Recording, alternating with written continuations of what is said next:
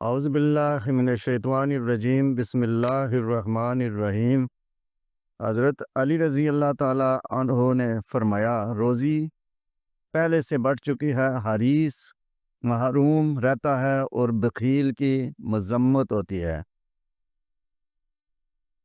آپ رضی اللہ تعالی عنہ نے فرمایا، حاسد غم میں مبتلا اور ظالم ملامت کا مستحق ہوتا ہے۔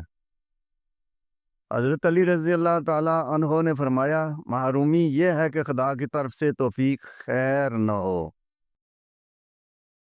حضرت علی رضی اللہ تعالیٰ عنہ نے فرمایا، ہوشیار رہنے سے دل میں روشنی اور غفلت سے غرور پیدا ہوتا ہے۔ حضرت علی رضی اللہ تعالیٰ عنہ نے فرمایا، عقل مندی لوگوں سے نزدیکی کا ذریعہ اور بے وقوفی دوری کا وسیلہ ہے۔ حضرت علی رضی اللہ تعالیٰ عنہ نے فرمایا، اپنی حاجت سے پہلے دوسرے کی حاجت روائی کرنا ایک بڑی فضیلت ہے۔